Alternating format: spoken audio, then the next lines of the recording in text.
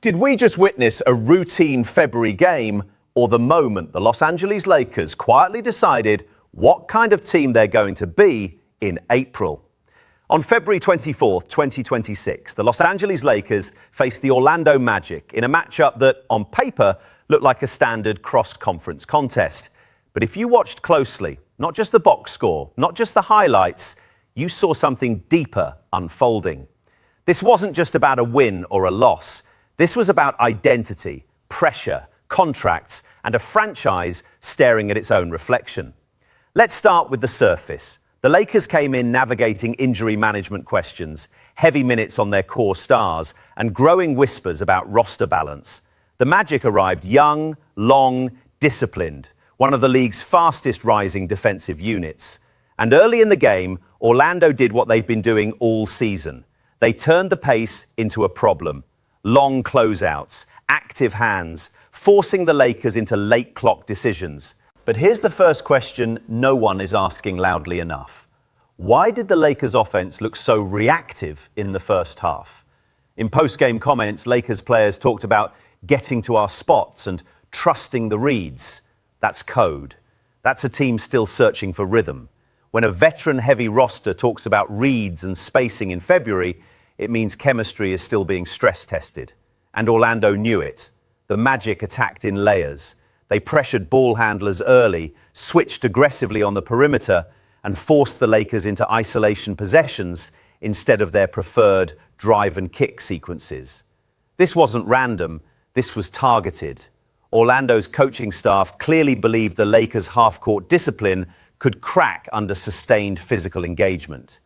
But here's where it shifts. Midway through the third quarter, the Lakers adjusted. Instead of initiating offense high and letting Orlando dictate angles, they lowered their entry points. More weak side screens, more baseline action, fewer predictable pick-and-roll entries. That's not just a tactical tweak, that's a coaching chess move acknowledging vulnerability. And that adjustment exposed something about Orlando. For all their defensive growth, the Magic still struggle when forced into rapid backside rotations. When the Lakers increased weak side movement, Orlando's help defenders were half a step late. That half step turned into open corner threes. And that's when the psychological momentum changed. Now let's zoom out. Why did this game feel heavier than the standings suggest? Because the Lakers are operating under a microscope unlike any other franchise. Every possession is being evaluated not just for playoff positioning, but for long-term roster sustainability. Front office decisions loom, trade exceptions sit unused, veteran contracts inch closer to decision windows. There's a financial undercurrent here no one is spelling out. Several key Lakers contributors are either extension eligible or approaching opt-out scenarios. Big games against ascending teams like Orlando matter in negotiations, not publicly, but internally. Efficiency in high-pressure matchups influences leverage, and leverage shapes roster continuity. You think that doesn't matter in February?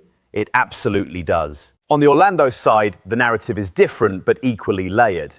The Magic have built through patience and internal development. Their young core isn't just playing for playoff seeding, they're playing to accelerate timeline validation.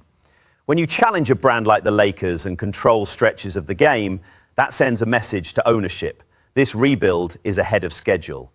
But here's what mainstream coverage is missing. This game revealed contrasting philosophies about pressure.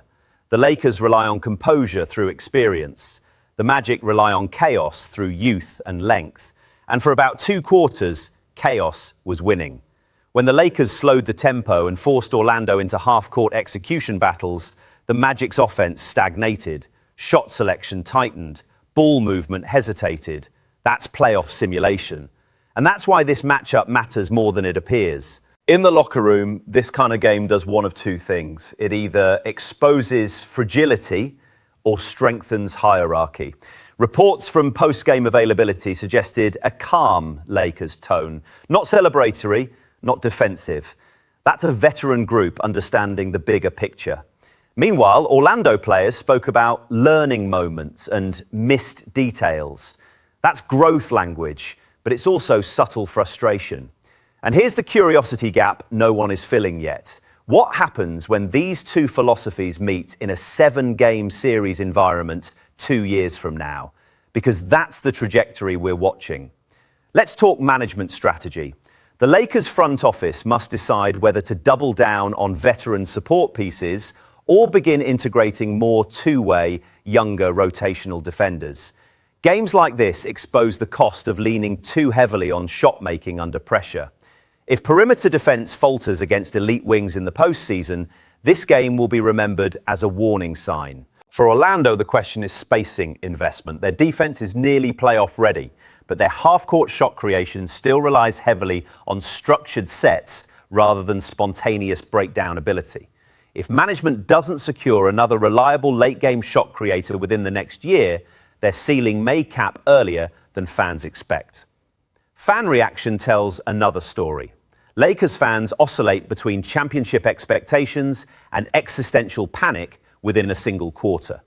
Magic fans see validation in every competitive stretch against legacy franchises.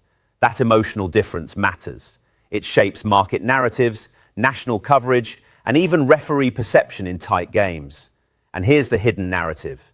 National broadcasts subtly protect legacy brands.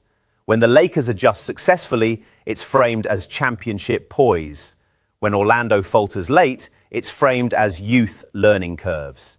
But both teams made mistakes. Both teams showed cracks. The difference was execution under slowed tempo. So what did we really learn on February 24, 2026? We learned that the Lakers still possess the strategic discipline to recalibrate mid-game, but their margin for error is thinner than headline wins suggest. We learned that Orlando's defensive identity is legitimate, but their offensive composure under tightened pace remains unproven.